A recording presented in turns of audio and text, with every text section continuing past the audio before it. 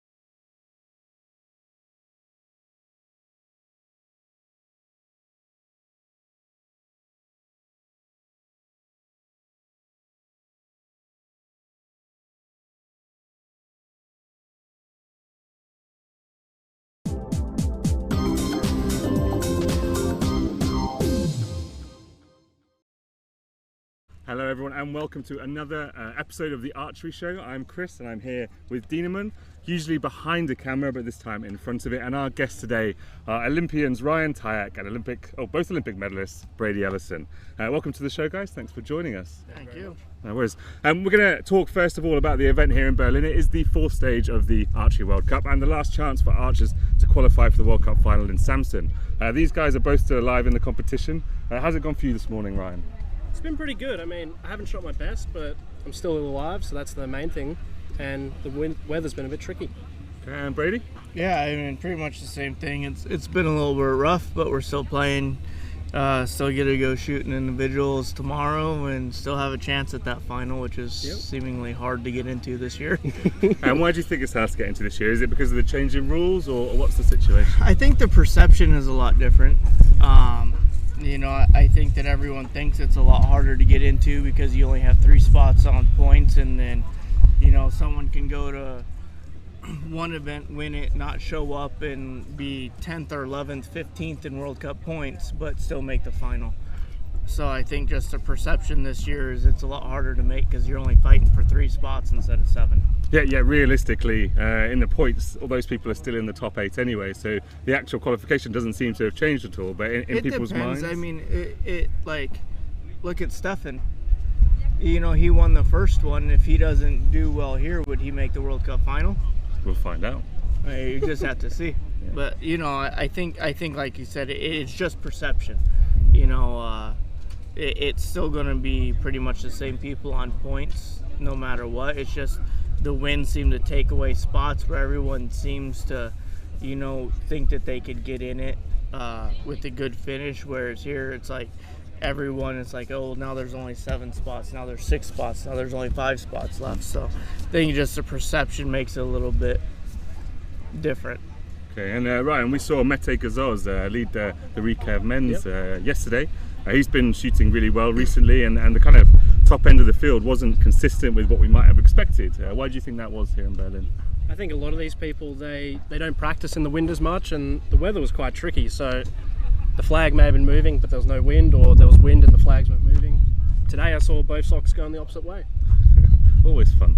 Yeah. Reminds you of London. Yeah. Pretty much, yeah. Anything you want to ask these guys? No, they've answered pretty much everything I wanted to know. So it's just. I mean, I had a few questions of some people on the field or spectators. The wind in compared to Salt Lake City. How much difference is it? Is it more difficult in Salt Lake because of the wind going across the field, and here you have like the changing wind? How do you prepare for? This kind I felt in Salt Lake the wind was blowing harder, but generally you knew about where your arrows was going. On this field, it's like, and we saw it with the scores yesterday, everybody missed something yesterday. There was a wind on the field that no one could see, and everyone came off the line frustrated. And it didn't seem to make sense. Even today in the matches when it was blowing a little bit harder, it's like, okay, it's blowing a little bit harder today. Like you're starting to get a feel for it, and then the same place you've been aiming at, everything feels the same. You step up the next time and you start shooting that way. And it's just like, what the hell? So, I mean, it's just, there's something here that everyone's missing, and whoever figures it out first is going to do well. That sounds pretty unbearable. Much the same, really. that is good fun. But like you said, Salt Lake was constant, and if you're able to hold it steady enough, then you get away with it. Here, it's a bit of everything. Okay, and what about this field, though? This was obviously the Olympic Park for the 1936 Games. Archery wasn't in that. But this place is incredible. Like, no, it's awesome. It's a lot of history here, yeah. Yeah, I mean the history here too. But I mean where we're staying at in Berlin and everything is nice. If the buses are behind or take a while, you just get on the public transportation. The hotels we're staying in are right easy to get to. I mean it's a really nice place to just get around easy. Everything's convenient. Have you been for a currywurst yet, right? I have actually. What do you think? So one of my teammates, he said that there was a place here that had the world's best kebabs. Okay. And I've never had a kebab, so I thought, why not start at the top? You've never had a kebab? No, well, I have now. Don't say that. Come on. Not like traditional kebab. Where have you been living? And so we went out there, and it was a long wait, and he got currywurst while we were waiting, and yeah, it was pretty good. So you had a currywurst starter and a kebab for main? And allegedly the world's best kebab. Allegedly the world's best kebab for main. That sounds like 100 places here. I felt like it was talked up. It was good. It wasn't way out. Well, what sauce did you have with it? The kebab? Yeah. I don't remember, man. Oh, it's garlic and chili. Yeah. Important to remember that combination. They only had 3 options up there. All 3? Did you go all 3? No. I'll push the boat out, right? And you come all the way from Australia. Yeah, it's a long travel. It took us 35 hours from hotel to hotel. That's crazy. I was going to ask you this later, but I'll ask it now. Like, you always have to travel a long way. Yep. I mean, in the US, you have to travel quite a long way to Europe or Asia, but every single event we have, you have to travel for days. Oh, that's not true. Shanghai's only 10 hours away. Okay. Only 10, man. Do you think that puts you at something of a disadvantage? It might be the opposite. Yeah? Depends on your perception, really. I mean, we get used to that travel fatigue all the time, that when there are the longer trips, there are other people who are under the same conditions, we're used to it, and for them it's, oh my gosh, I woke up at 2 a.m. every day. Yeah, that's interesting. Yeah, makes sense. Cool. Okay, enough about here in Berlin and your events so far, because it's hot. It's hot under the sun. Let's move on to the fletching challenge. My favourite part of any afternoon. Pink, purple, or black? Hit me with whatever you got. We'll go with this stuff right here. All right. So what we're going to do now is we're going to have these two guys fletch an arrow as fast as possible. This is the fletching game. We've done it with about 10 people now, and we'd love to show you the leaderboard, but unfortunately it didn't make it past US Customs from Salt Lake City. So we're going to have to start a new one for next year. An upgrade perhaps in technology. I've got the timer ready. So For those you do. Well, you're gonna time Brady. I'm gonna time Brady. I'm gonna time Ryan. So the rules, chaps. The rules are three veins stuck on properly with top and tailing tape, acceptably fletched, meaning you'd probably shoot it at a push. Okay. At a push. You can't interfere with each I other. could shoot a lot of stuff. Yeah, I was thinking the same thing. You should have seen these arrows before we brought them here. Did you shoot 4 veins somewhere recently? That's Brady, yeah. Brady, I remember I Brady shot them all trying. last year. Did you? Yeah. What about this year? I was shooting lighter poundage, so no. I have not yet. I might go back to it though. I think you should fletch your normal. So if you're shooting 4 veins, you got to fletch 4 veins here. I'm shooting 3 veins here. This arrow had 2 on it before we started. And that was the one you won your last match with, or? I've won matches with it, but not here. I'm fletching your arrows. Yeah. Perfect. So, guys, you can't interfere with each other unless it's verbal, in which case that's encouraged. And what setup have we got? Are they pre-cut your? They don't have to be. I can start on a fresh card. Would you want to know? It's fine. Do you want to give? Have you got some as well? That's good. Are we all ready? Hold on. Are we all ready? Yep. Are we all ready? Have I got? Oh, this is not my stopwatch. New phone. Oh, tape on just the Top and tail tape. Both both ends. sides. Yeah. Yep. Okay. Is that not what you normally do? No. What do you normally do? On spin wings, just the front. Really? Why? Because if you tape the back, they lay different. Excellent. We'll talk about that in a moment. Okay, are you ready, guys? That's Zero time in Brady, yeah? Yep. Okay. Here we go. Let's have a big cheer when you're done, like something Counting definite. down? 3, 2, 1, go. Oh, dropped it already. 5 seconds. So they lay different if you do the back, you said, Brady. I think so. They lay different in that they're flat, or they're not consistent, or it's concentrating. He doesn't want to be interrupted. It's supposed to be Yeah, I know. double pushing. Pretty close. Both on their third tape now. So both of you have gone for the tape on the shaft technique. We've had tape on the fletch technique. I'm not sure if that was a realistic way to fletch an arrow or just to try and win our little That sounds contest. like a compounder. It might have been. We didn't have many compounds so far. No, we had Sarah and Stefan. Stefan, yeah. Man, concentration. It's pretty close. Pretty close. Brady's been given the larger veins. We had the option. For a handicap. Oh man. Yep. Let's pass it over, Ryan. I'd shoot it. All right. Wow. Ready? Wow. Let's have a little look here. Let me check yours. You can compare it to these two that weren't time constrained. It might be better.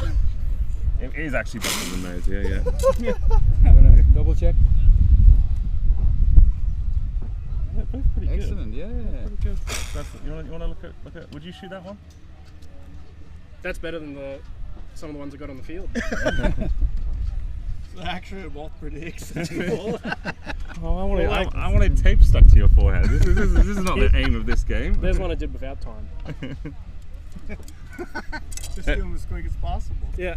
So let's go Brady first. How quickly do you think you did it, Brady? 30 seconds. No No way! way. Come on! Come on. I'll give you I a know what second 30 chance. seconds is like, man. Just a realistic one. My PB's 34 and we were not that quick. When we were around a minute. Yeah. Minute 15. You were 1 minute 18.32. Are you happy with that? I fletch slow anyway. It's like fletching arrows is detestable for me. Do you fletch your own arrows? Yeah. Yeah? Because we've had people that don't fletch their own arrows here. How do you get that job? Like, What, to fletch arrows or to give it to to someone? give it to somebody else. Like, One of you our have to, like, teammates. pro status. Yeah. One of our teammates owns a shop and they weren't getting much business, and made his employee doing fletching. Yeah? Yeah. It's crazy. Right, Ryan, how quickly did you do it? Just over a minute. Just over a minute. Give me more specific. 1:03. 103, no, not quite. 108 Yeah, that's fine. on the nose. Congratulations, Ryan. What's your quickest? I can't remember. It's like Oh, why can't you remember? They had like 1:34 in Salt Lake. I think both of those are quicker than we've had before. Yeah. Alright, good job. So when we're in Salt Lake doing it, Ryan tapped on the window saying, "I'm going to do this, and I'm going to practice, and I'm going to win." I didn't say I was going to practice. I have not fletched a single arrow since. You have been practicing, haven't you? Just those two. Just be honest. Today I went, oh crap, that's today. I better Get your fingers limber loose. up the fingers. Dude, what is it? What's that? Are you going to do that before your matches tomorrow? It's finger exercises. 4? I have no idea. I feel like I've seen that before in a movie or something. I don't know what kind of movies you watch. Yeah. Okay, guys, let's talk a little bit about your Olympic experiences. Ryan, you can go first. Rio, massive trip for you as a team in Australia, Yep. winning that bronze. What's your memory now of those games? It was an experience like nothing else I've ever had, really. Yeah. I mean, the one thing that we wanted to do is get back to the village quickly so that, everyone else can celebrate with us, but one of our teammates took way too long to do his sample and we sat around for 3 hours waiting for him to come out. And that's what you remember. Oh, I remember more than that, but You sound a little Yeah. bitter about that. no, it's all right. There's better and worse things that happened in 2 weeks. It's just a good little anecdote. Great venue and really interesting part of the world. Did it live up to your expectations, the games? Yeah, it was great. I mean, the event itself, I didn't feel was more pressure or less pressure. Sure, it comes once every 4 years, but there's actually less of us there competing. Yeah. When you compare it to the World Cup right before it, there were 253 men's recurve. In here, there were 128 men and women at the Olympics. Well, I mean, what weighs heavier for you, like an Olympic medal or a World Championship medal where everybody's there? So The Olympic medal, of course, carries more weight. But in the moment, especially in our teams match, we were surprised how calm we were. That might have been because of our level of preparation and trialing every different circumstance that we could have. And yeah, we were quite at peace and didn't really even see all the people until after we'd won. I remember your coach told me that you train a lot in situational archery. Like you need a certain number of points to win, and you really think that helps. Well, we got a medal, so it did not help. Speaks for itself, really, doesn't it? The scores at the Olympics. The scores at the Olympics are always really, really good, and it, having been a mediocre to poor archer myself, and knowing that when you try for something, often that's where you lose it, where it falls apart. Why do you think that almost everyone is able to pull it together just for that one event? Is it because of the training, or just because of the moment, or because of the grandeur of the situation? Perhaps they've been working 4 years to get to that point, or maybe 8, 10, 12 years for some people. Yeah. And some of them might just dig a little deeper in themselves and just find something that wasn't there. I mean, do you think you can practice to peak at the right moment, or? I believe it's definitely something that archers can do. Mm-hmm. Knowing exactly the timings of things is not a science yet, but I do believe that's something that we could all be doing. So Brady, you've been to 3 games. You've got two team medals. You won that second team medal in Rio. That was a really good run with that team. And then it all goes away for a bit because you had to focus on your individual. Talk to me about how you felt at the start of that individual campaign in Rio, knowing that you've been to 2 Olympics, you've got 2 team medals, but we all know you want an individual one. Yeah, I really wanted that individual medal, and I knew I had a good chance at it if I got past Zach. we were looking at brackets and we were looking at everything, and Zach was going to be my hardest match, I figured, of the games. Because we know each other, we know how we shoot, we've trained together, and both of us have shot 690s in a tournament. And I knew that was going to be a tough match, and I was nervous in that match. And once I got through that, it was just like, all right, like, I know I'm shooting better than anyone else on this field. I'm going to go win a medal.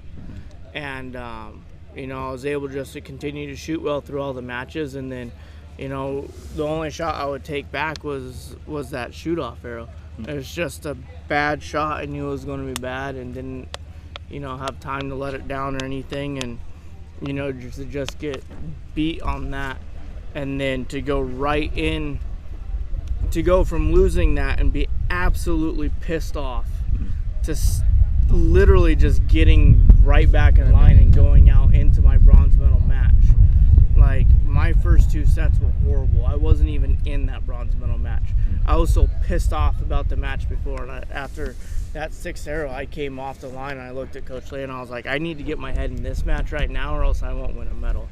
And I was able to kind of switch it around and shoot good for 2 more sets and ended up taking it home. And it was interesting because the emotions, like, so focused, and just like, I walked into that stadium that day knowing I was going to win a medal. It was just about what color it was going to be. And then to get so close, to be absolutely so angry, and then scared because you're not in the match you're supposed to be in, and then turn that around and then have 12 years of emotion chasing an individual Olympic medal come out when you shoot that last arrow and you win. Like, it was a crazy emotional 20-minute ride. And I think I kind of know how, like, women feel sometimes now. Like, just it was just it was absolutely crazy. Like, I came off that line and crying and, like, couldn't talk. Like, it was just it was. Yeah, I mean, I've seen you win medals and in difficult matches as well, but I've probably never seen you so emotional after a match, like the bronze medal match in Rio. So yeah. You were talking about scenarios, and that is one we specifically practiced. Was that as a team or an individual, if we lost that semi-final, about being able to quickly reset and turn around because you're straight back out immediately. That's hard. Yeah.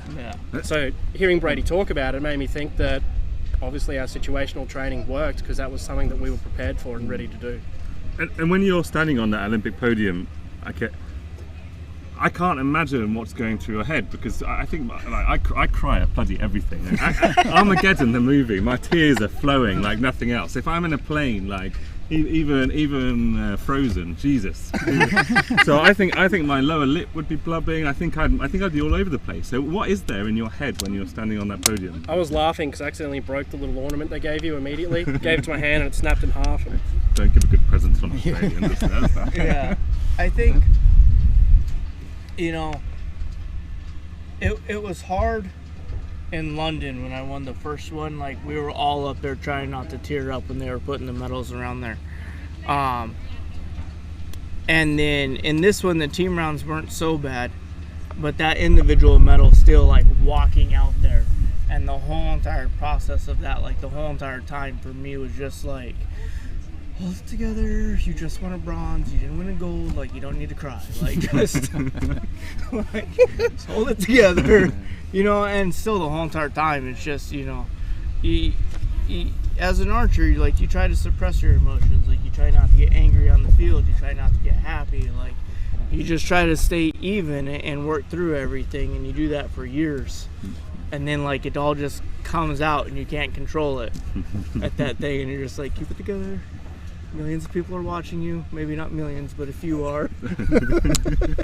I remember because we came to the US house that night after your thing, and like we were all invited in, and we saw you there, and you all look so exhausted. So yeah, just absolutely shattered. Just like you ran a marathon or something. Yeah, I mean, well, and the crazy thing is like after, it was after our team medals. And like we go on this crazy freaking tour. So you win your team medal and then you get drug tested and then you go with the USOC and you go do the media stuff, right? Well, our bus gets lost on the way to the media center. And when you go in the drug testing, if no one's ever done it, you drink several bottles of water to try to go pee faster. It's the way it works. And then you go pee, and then inevitably 30 minutes later you have to pee your pants again. Well, we were lost. Yeah. Yep. And it got to a point where I told our tour guide, I was like, look, you either pour out the bottles and I am peeing in your van, or you have to pull over. And they were like, oh, haha, funny. And I'm like, I'm not joking anymore, like serious, because we had been driving around for like an hour and a half. Anyway, so we stopped at a stoplight, and I just opened the door and ran off the freeway and then peeing off the side of the road. We have our USOC girl with us, and she's like, I've never done this before. And when nature calls. Yeah. Nature Sorry, calls. guys, but there's always crazy things that are happening, and like you put so much energy into it and stuff like that, and it's crazy. It's absolutely crazy. I can imagine. Yeah. Salt Lake City. I want to ask two things. Your last match. Yep. Were you happy with how you did? Mostly. I mean, you always think about how you can do it better, but I was really happy to be able to get that far, and although everyone wants to win a medal, given what we were just talking about before, where as much as you want to win a medal every single time, you're going forward and trying to plan ahead to World Championships or the Olympics again, and so it's fine if you're not the best in the world right now. Okay, cool. And about your tab, so we were in Antalya and I spoke to you about your tab, and you showed me this monstrosity, this beautiful monstrosity crafted out of iron and Brass. and hard work. It was something that should be in a museum, frankly. And you told me if you ever lost this, you would cry, you would quit archery, it's the prized possession. And then you shot it in Salt Lake City, and then on the morning of your final, you switched tabs. Actually, I switched like 20 arrows before the final. So you switched to Simon Fair with this tab, and you shot that in the final. What are you shooting here? Are you back to the old one, or are you shooting? No, I'm shooting Simon's here. Okay. Yeah, I'm shooting the Fairweather tab here. So what changed? One, new leather. Yeah. I hate breaking in new leather. It's awful. I've been shooting a recurve since 2006, and I've shot 3 pieces of leather. Yeah. So, his tab breaks in super fast, right? So in like 30 or 40 arrows, you're already pretty much set. And I like the way it felt, and it was shooting good. My fingers seemed to like it, the little bit faster than newer leather. So I just went for it. I'm still shooting it here. There's going to be some things I do when I get home to adjust it a little bit to how I want it to fit, but I'll probably continue to shoot it. So you're going to stick with not with your old faithful, you're going to change, but you are going to customize it to make it an Ellison special. Yeah, of course you are. Yes, of course I am. But you're gonna keep the old one just in case, or? Oh yeah. And I'll probably put some. I might even take some of the pieces from his tab and put it on my plate. See how that goes. Franken-tab, yeah. It can't be normal. A lot of us have done that when your tabs don't fit. I've had extended tabs and custom plates now as well. So I did this interview with Mike Schloesser last night for like an hour and a half. It's like really in depth, crazy, and he, like an hour and 10 minutes in, he comes out with this absolute gem where he says that there was a period in his life where he thought he could never win a competition, 2 competitions with the same bow. So as soon as he won a competition, he'd like hang his bow on the wall and pick up a new one. Like, that is awesome, but you should do this with tabs, like you could have a tab graveyard, a leather graveyard. All signs. You're talking about 3 bits of leather though, over how many years was it? 2006. Crazy. No, not a fan. I understand the logic, but understanding leather, no. You've done well. Okay, guys. All those at home, don't forget to send in your questions for both Ryan and Brady. We're going to get to those at the end of this show. I forgot to ask you at the start because it's hot and I haven't drunk enough water. all these excuses, but we will get to them if you do send them in. Before that though, we're going to have a little quiz. We're going to change the format from previous quizzes where we did 60 seconds and however many questions you could ask and answer in 60 seconds correctly was your score. This time we're going to do a head-to-head quiz over 5 questions. There are a little less straight questions in some respects, and then the one with the most correct answers wins the little quiz, because we like competition here. That's what we have. So, do we have the graphic? Yes, we have the graphic. And it doesn't say Steve on it, so we're going to get this out now. So Steve Anderson was supposed to be sitting in Brady's seat over there, but he pulled out at the last minute, so he is dead to me. And I had to rewrite these questions in about 2 minutes to be relevant to Brady rather than Steve. Yeah. So Just second choice. So he needs to write a letter home to apologise to his mother. Okay guys, are you ready? Are you ready? Sure. Yeah. Are you ready? Right. Is that the first one? Do I get a point? No points. Starting from 0. Without my glasses. So. You can't read without your glasses. You can't read it. So are we just shouting these? No. We need some kind of buzzer. Sorry, audience. I'll just No. Who's your idol in life?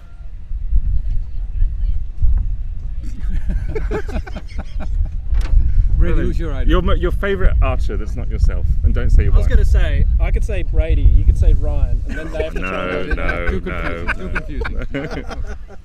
No. If you couldn't be you on an archery field, who would you be?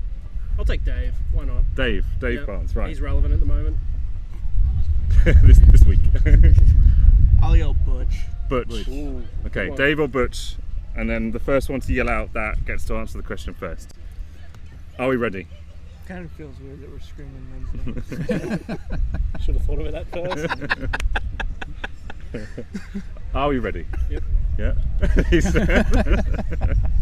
not ready, are you? We're good. Just Right. breathe deep. Question 1. Including this event, how many Archery World Cup stages have there been to date? I think that. Dave, Go on. 47? Pretty close, but no. I know, I pulled it out of my back door. If you can answer closer, you get the point. 52. See, the trick, and I don't know what the real answer is that Olympic years have 3. Yeah. It's 50. Bonus question. Just That's a your bonus point. question for this one. You know, I've been around for a while on the World Cup. How many World Cups of those 50 have I attended? 49. Dave, The- 42. He didn't buzz in. Butch. 1 point to Brady. What was the answer, Dean? 49. Brady was correct. That doesn't count as a question. Yeah, that's fine. Question. It's a bonus question. Come on. Second question. Who was the last person from your country to win individual Olympic gold? Butch. Hank. Brady was. Go for Justin it. Hush. Correct. In which year? Oh, I see. 96. Correct. 1 point for Brady. 2 See, we're points. from different points. countries. That Correct. was- So you could have given me a different answer. Yeah. You could have done Who was the it. last Simon was, person? Who was the last 2000. person? Simon. Simon. In which year? Oh, it's 000. Question number 3. If you won qualification, and then it was a full competition, you won qualification and then individual gold without dropping a single set, how many arrows would you have shot?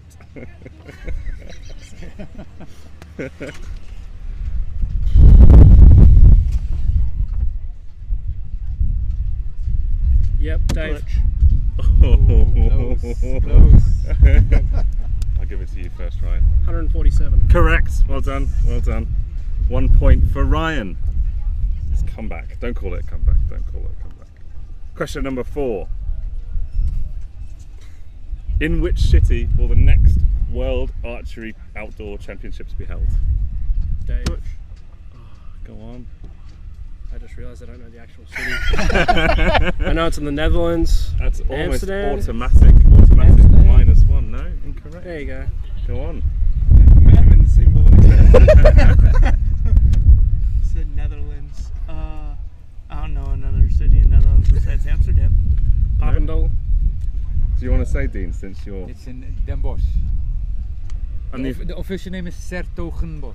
and if you can spell that, we'll give you the point. DAMBO. No. Nope. So the full name. Hyphen. Not What even is gonna it? try. Apostrophe S. Hyphen. Yeah. H-E-R-T-O. I don't even know how to spell it. We'll go for the short version. Then Bosch. I have another question, but it's relevant to Steve Anderson, and I'm moving on from Just that. do So it. I What know is I'm it? going to come off with a new one off the top of my head. How many years was archery not in the Olympic Games for? Between when it left the first time and when it... Butch. Go It was on. 12. No. Much longer. Yeah, I was going to say 32. No, also incorrect. That's fine, I'm closer. That was the rule you ran before. Yeah, we're not having that rule this time. It's 52 from 1920 to 1970. Oh yeah, it Two. went out.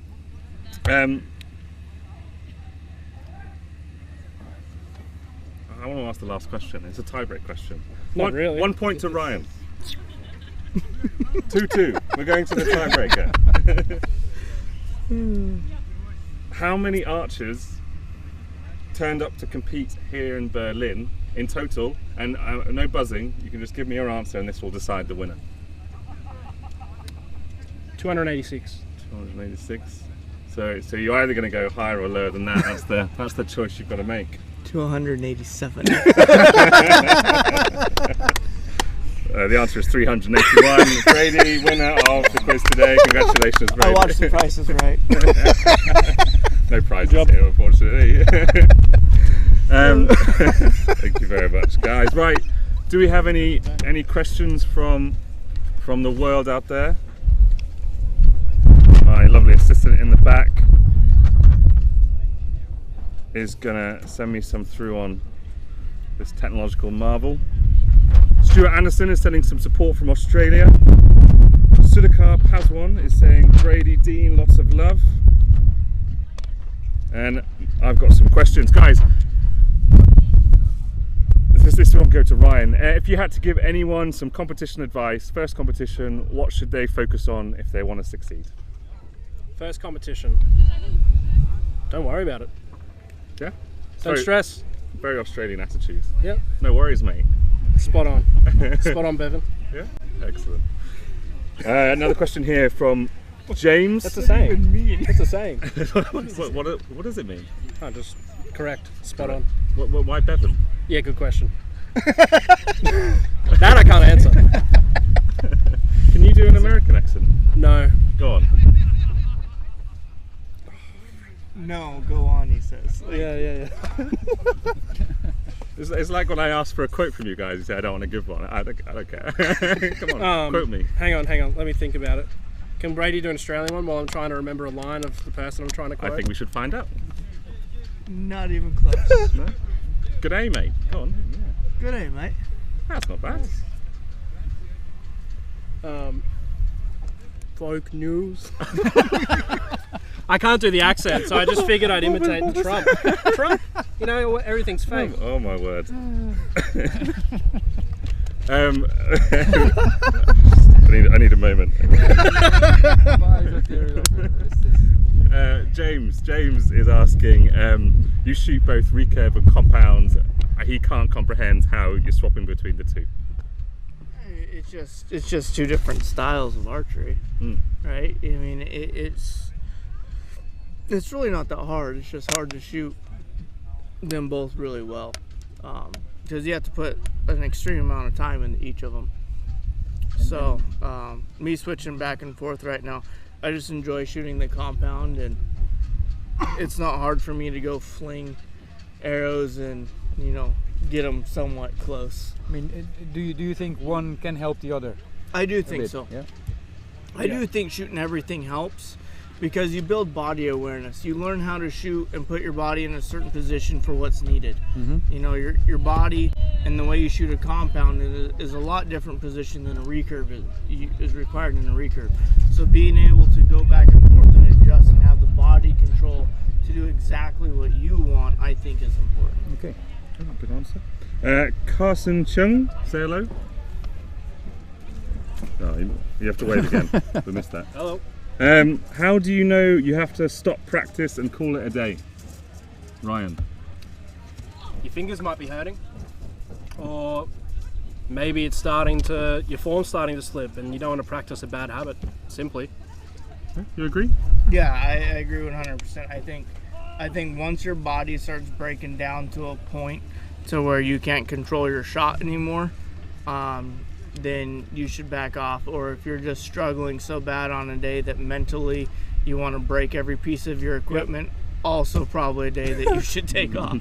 I mean, I'm like the same poor level as Chris, but serious facts for you. Serious facts for you. Okay, there we go. Yeah. Yeah. No, I know. Yeah. Did you know both Dean and I have exactly the same personal best on a 1440 round? Can you guess what that number is? Is that both for recurve though? Yeah, Both for of recurve. it. 90 meter or 70 meter feet? 90 meter. What are you talking? I was looking for a girl to co-present with me, but I had to settle for. 1262. That is Ooh, so close. That's very I was close. going Very 74. 68. 68. There you go. 6 points either side. I need to change my pin codes now.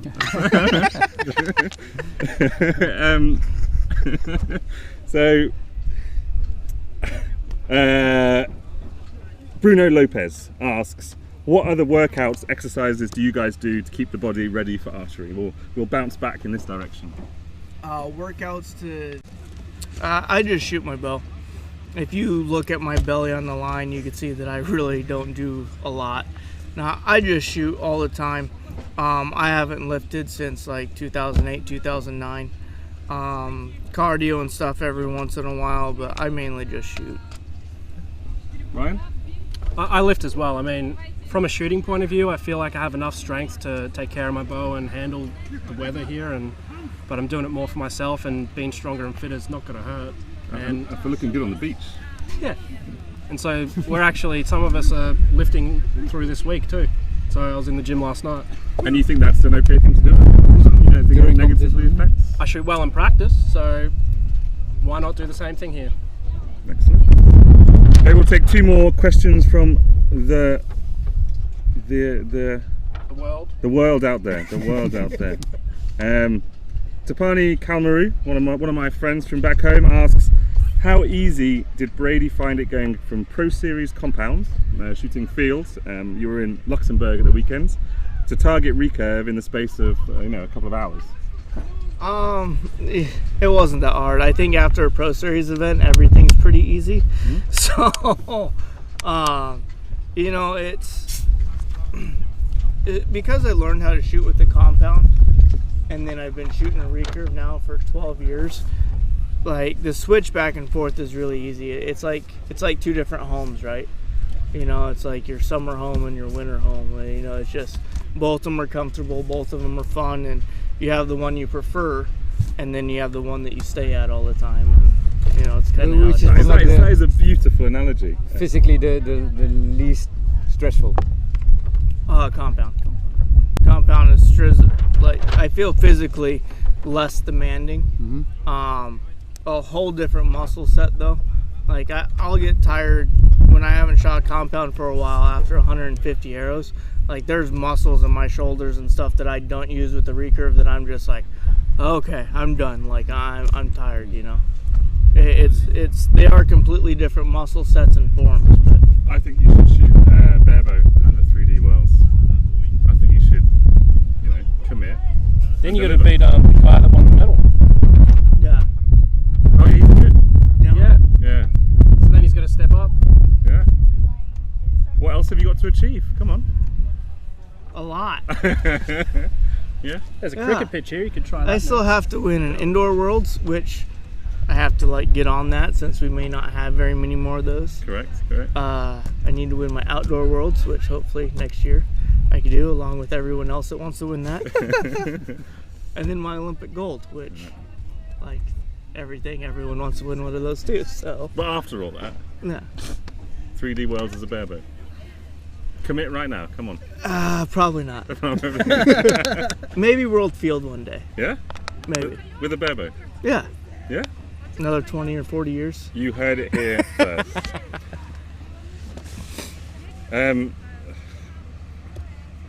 Lynette Rankin says, Ryan, say hi to your cats, manage. What does that mean? What manage? 'Cause he, I don't know why it says manage at the end. Hello to my cat. I mean, Manage. yeah, that's actually my mother. So yeah? she must be awake, and the cat likes to play with her hair and annoy her all the time and wake her up through the night. Brady, say hi to Ryan's mum as well. Yeah. Hi, Ryan's mom. Excellent. Hope you're having fun. Last question, then we'll let you guys go and the world get back to less entertaining things.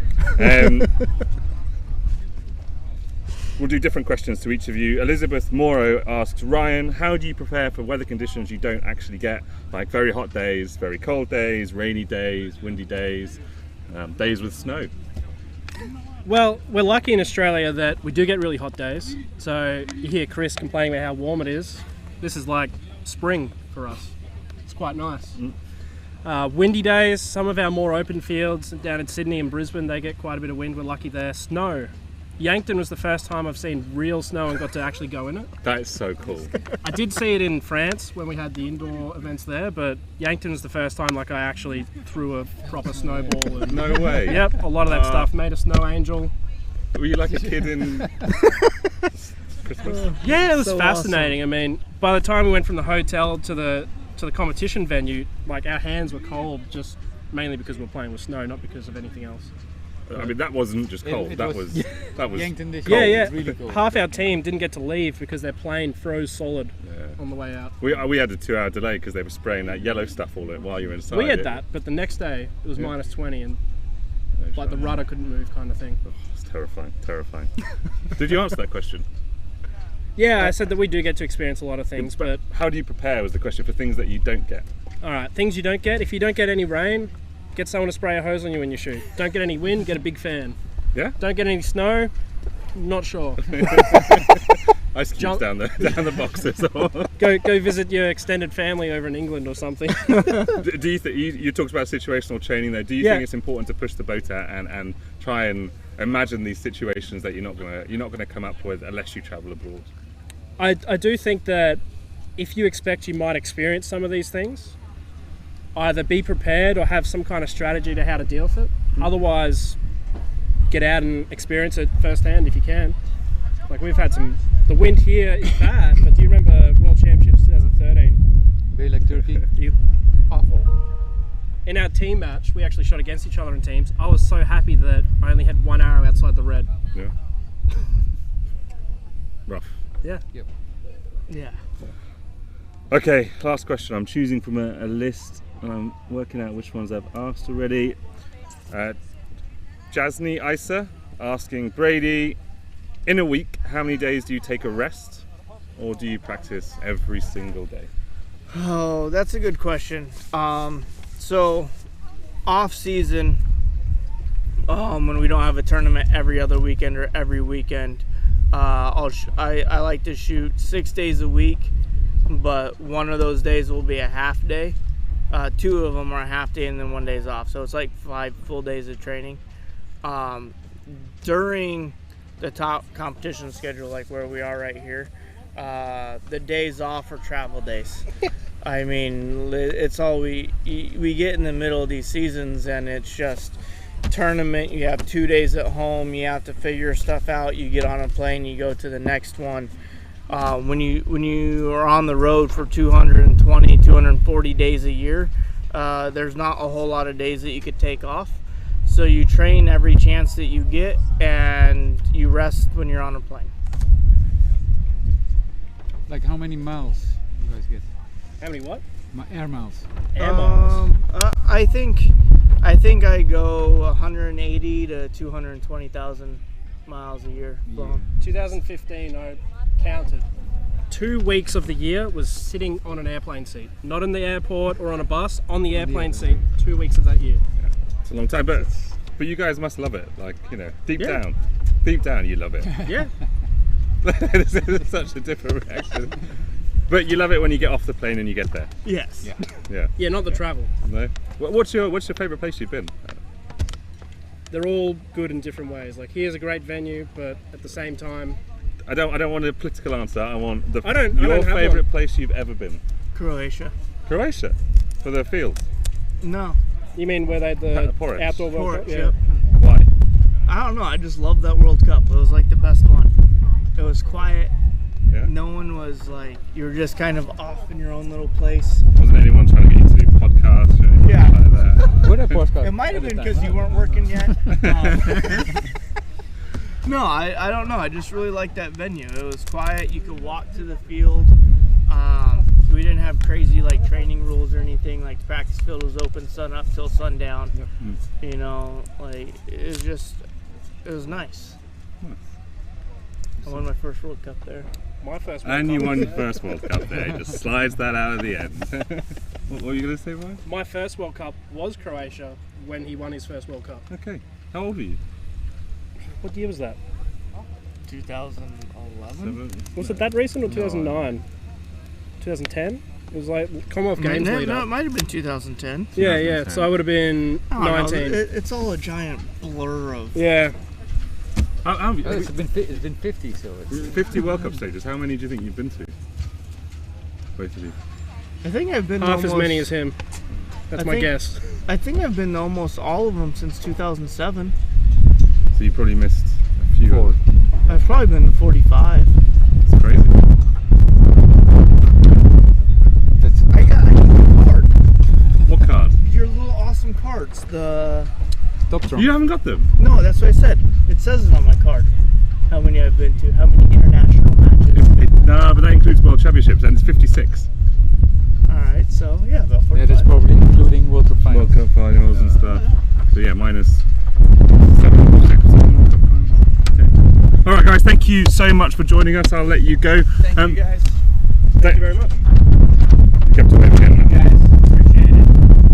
Everyone, thank you very, very much for joining us. This will be our last live podcast of the season until Samson, when we'll do another one. So join us again then. Thank you, Dean, for being with me. Thank you keeping for having company me. over Yep. here. Thank you again, guys. I hope the rest of your competition goes really, really well. See you all soon. Thank you very much.